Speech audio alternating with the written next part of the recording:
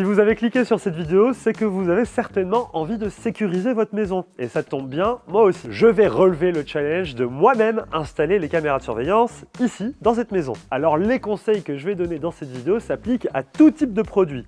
Mais on a un partenaire aujourd'hui, c'est EasyViz. Ils nous ont fourni toutes les caméras de surveillance pour les besoins de cette vidéo. Et vous allez voir, leur écosystème est absolument immense. On va de la caméra de surveillance jusqu'au robot aspirateur. Parce qu'évidemment, quand on n'a pas l'habitude de ce genre de produit comme moi, on se pose plein de questions. Comment bien placer ces caméras? Comment les alimenter électriquement? Est-ce que je peux filmer la rue? Quel est le bon emplacement pour installer un visiophone par exemple? Bon alors le but de cette vidéo c'est de débroussailler le sujet et de voir comment on intègre tous ces produits dans un écosystème de produits connectés. Déjà il y a un sujet qu'il faut que j'aborde absolument puisque c'est le premier truc sur lequel je me suis heurté. C'est que quand on choisit des caméras de surveillance, et on va parler des types de modèles qui existent par la suite, il y a déjà deux grandes catégories, les modèles sur batterie et les modèles sans batterie, donc filaire. Mais par exemple celle-ci qui me plaît bien avec la lampe sur le dessus, existant filaire. Et donc pour l'installer, il a fallu faire intervenir un électricien qui est venu raccorder l'électricité ici dans le coin de la porte d'entrée pour pouvoir ensuite venir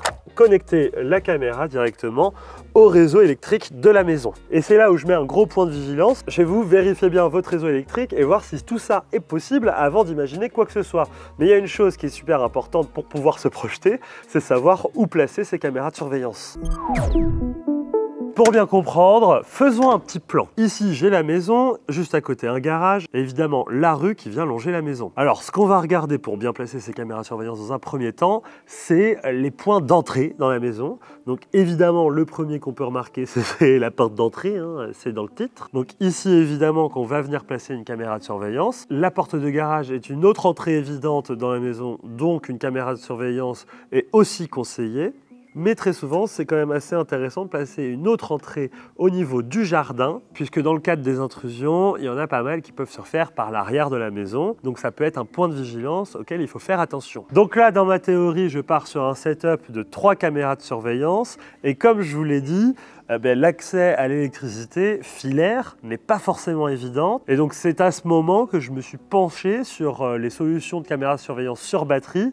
Et j'ai une bonne surprise. Et la bonne surprise, c'est que quand on ne peut pas ramener des câbles électriques à travers le mur pour alimenter une caméra de surveillance, eh bien, il y a des systèmes de caméras sur batterie qui vont venir se recharger avec panneaux solaires. Donc là, j'ai installé la EasyViz CB8 Light Kit avec donc son panneau solaire et la caméra sur batterie. J'ai juste eu à installer des chevilles et visser cette caméra contre le mur, puis placer le panneau solaire ensuite correctement face au soleil. Alors évidemment, c'est une caméra sur batterie, donc je peux la recharger en la branchant naturellement et elle se recharge à 100%, puis ensuite elle a de la batterie pour un certain temps. Mais le panneau solaire, il va me permettre de ne pas avoir à me soucier de la recharge de cette caméra pendant des mois et des mois. Donc c'est un peu le même effet que si elle était branchée en filaire. Ensuite, quand vous installez vos caméras, faites attention, ne pas la mettre devant un arbre, hein, ça reste des caméras, elles ne voient pas à travers les arbres, mais aussi ne pas les mettre en contre-jour. Par exemple, ici, cette caméra que j'ai placée, elle regarde mon jardin, mais j'ai placé du bon côté du muret pour qu'elle ne fasse jamais face au soleil, parce que le contre-jour, vous savez, ça éblouit les caméras et donc on ne voit plus rien. Et étant donné que je suis dans une zone un peu reculée par rapport à la maison, j'ai pas d'électricité qui venait ici sur la caméra, donc c'est une caméra qui fonctionne uniquement sur batterie avec un panneau solaire qui est intégré. Donc ce modèle, il est quand même intéressant. Autre critère important, la hauteur. Une caméra de surveillance, ça se met forcément le plus haut possible pour deux raisons. Déjà, l'angle de vision, quand on est en hauteur, on voit bien. Et la deuxième raison, c'est pour le sabotage. Quand on est comme ça, juste à hauteur d'homme et que la caméra n'est pas accessible, la caméra elle attend de nous voir avant qu'on vienne la saboter. Pareil, attention au placement des caméras qui sont au-dessus de votre porte d'entrée, parce qu'il ne faut pas qu'on puisse voir la voie publique, c'est interdit par la législation. L'avantage sur ces caméras, c'est que par exemple, en me trouvant ici pour le tournage, je me dis, ok, je n'ai pas envie que la caméra m'alarme tant que je ne suis pas rentré dans cette zone proche de mon entrée. Voilà. Donc par exemple, tout le chemin pavé ici, c'est la zone de détection sur laquelle la caméra devra m'alerter lorsqu'elle détecte quelqu'un. Donc là, je fais un essai en marchant dans la zone qui est autorisée, c'est-à-dire jusque cette petite zone avec de l'ardoise au sol, et je vais rentrer dans la zone qui n'est pas autorisée et on va voir si l'alarme se met en... Voilà. L'alarme se met bien en route, donc ça fonctionne. Donc vous le voyez bien, ces caméras elles fonctionnent pas de la même manière, mais elles offrent toutes des performances similaires. Elles sont équipées de haut-parleurs, de micros, mais aussi de capteurs vidéo, tous en 2K. sauf celle-ci qui est en 4K. Et vu que c'est un ultra grand angle qui filme plutôt des grands espaces, c'est pas motorisé, etc., la 4K, elle est intéressante pour pouvoir zoomer dans des zones et voir des détails. Bon, on a commencé à paramétrer toutes ces caméras, mais il y a un produit, vous allez voir, qui est très intéressant pour la porte d'entrée. C'est le Visiophone CP7 d'EasyViz. Il est très simple en apparence, mais vous allez voir, il offre beaucoup de possibilités avec une caméra, une surface NFC et un bouton sonnette. Alors j'appuie, vous allez voir ce qui va se passer. Voilà, c'est en train de sonner. Alors, j'ai choisi la sonnette, une sonnette personnalisée évidemment. Je peux maintenant directement communiquer avec la personne qui vient de sonner au Visiophone et je peux à distance discuter avec, lui ouvrir le portail électrifié que j'ai pu connecter au Visiophone. Sachez que ce moniteur qui est placé n'importe où chez vous, il faut qu'il soit quand même relié de manière filaire au Visiophone. Donc il faut anticiper ça dans votre installation. Mais une fois que tout ça est connecté et mis en place, c'est fixe. Et vous pouvez profiter de l'interface pour pouvoir gérer votre portail électrifié si vous en avez installé un, ou même discuter. Par exemple, qu'est-ce que tu veux? Laisse-moi rentrer. Alors bon, ok, je te laisse rentrer. Et ça tombe bien parce que pour lui ouvrir, j'ai installé ici une serrure connectée qui, elle, pour le coup, s'installe de manière assez amusante. On va vraiment mettre la clé dans son cylindre et la serrure va venir motoriser la clé pour ouvrir ou fermer la porte à clé. Et ça, à distance, je peux déclencher l'ouverture ou la fermeture de la porte et directement accueillir des invités. Si vous êtes observateur, vous remarquerez qu'il y a ici deux petits capteurs. En fait, c'est des capteurs d'ouverture de porte qui, dès qu'ils vont être dissociés, vont m'envoyer une notification quand je suis pas là pour me dire la porte a été ouverte. Et puis une fois qu'ils sont refermés, moi par exemple, j'ai mis un automatisme qui ferme la porte à clé systématiquement pour être certain que dès que je rentre chez moi et que je referme la porte, elle se ferme à clé. Bon, alors cette serrure, c'est la DL01 Pro et elle vient non seulement avec la serrure connectée, mais aussi un clavier numérique qui va se connecter directement à la serrure et qui va permettre d'utiliser par exemple des badges pour pouvoir rentrer directement dans la maison et ouvrir la serrure, ou même entrer un code pour pouvoir directement ouvrir la porte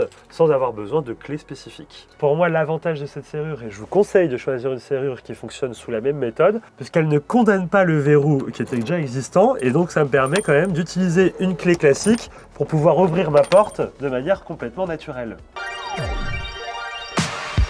Pour ce qui est de la partie écosystème, ici chez EasyViz, j'ai une application complète qui va venir récupérer toutes les informations des appareils installés et alimentés. Je vais pouvoir les contrôler, regarder chaque caméra de manière indépendante. Par exemple ici sur la caméra motorisée, je peux la déplacer de droite à gauche pour pouvoir vérifier ce qui se passe dans les angles. On peut d'ailleurs voir que cette caméra est alimentée sur le panneau solaire puisque la petite batterie est rechargée à 100% avec l'icône soleil. Et on peut aller dans les paramètres de chaque caméra pour pouvoir lui donner des zones de détection. Donc ça, c'est ce qu'on a fait tout à l'heure. Donc là, par exemple, je vous propose un petit scénario. Je vais armer la maison de manière intégrale. Hop, tous vos appareils de sécurité sont armés. Donc là, normalement, personne ne peut rentrer dans la maison sans que je ne le sache. Donc ma collègue va faire l'essai. Allez, vas-y, introduis-toi dans la maison, Johanna. Elle s'introduit de manière malicieuse comme les voleurs dans les Sims. Et voilà, la caméra s'active, les lumières lui font comprendre bon, t'es pas la bienvenue, t'es rentré trop près de la maison. Et moi directement, hop, je reçois la notification avec l'image en temps réel des différentes caméras que j'ai. Moi j'en ai mis deux à l'entrée, il y a le Visiophone et la caméra de surveillance avec la lampe connectée. Et voilà, j'ai les notifications en direct, mais il est aussi capable d'enregistrer les rushs vidéo dans un cloud ou même dans une carte mémoire qu'on insère directement dans le produit. Et chaque caméra, chaque produit, que ce soit le Visiophone, même la serrure, peut être paramétré ainsi et me donner une batterie d'informations. Et je peux lui dire, ok, ce genre d'informations, je veux recevoir des notifications, je veux que tu fasses une alarme pour ça, que tu fasses un voyant lumineux, etc., etc.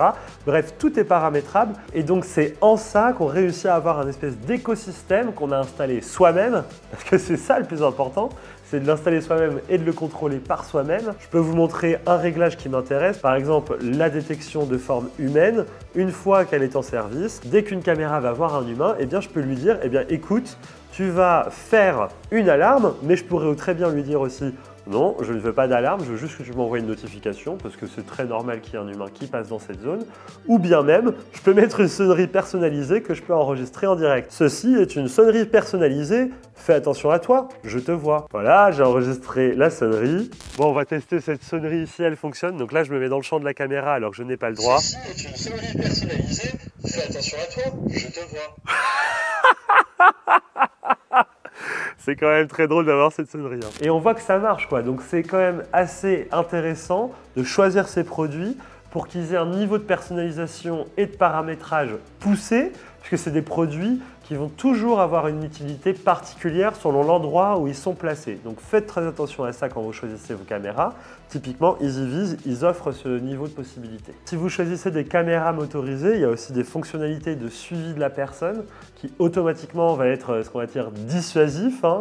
Mais aussi c'est intéressant, si vous laissez une caméra dans la pièce à vivre par exemple, eh bien vous pouvez surveiller votre animal ou quoi, la caméra le pointera en permanence lorsque vous activerez la fonctionnalité. Si vous ne le saviez pas, EasyViz il propose beaucoup d'autres produits, ça part de robots aspirateurs jusqu'aux robots tondeuses et en passant par les caméras de surveillance. Et tous ces produits, ils vont s'interconnecter dans l'application et notamment il y a une fonctionnalité qui me plaît bien, c'est les liaisons intelligentes qui vont permettre de créer des automatisations selon des conditions. Donc, par exemple, je quitte ma maison, je vais au travail, et bien tout va se mettre en marche, dont le robot aspirateur ou le robot tondeuse. Et si j'indique mon heure de retour, eh bien immédiatement tout le monde rentre au bercail, on arrête de travailler et c'est bon, on laisse Arnaud tranquille dans sa maison.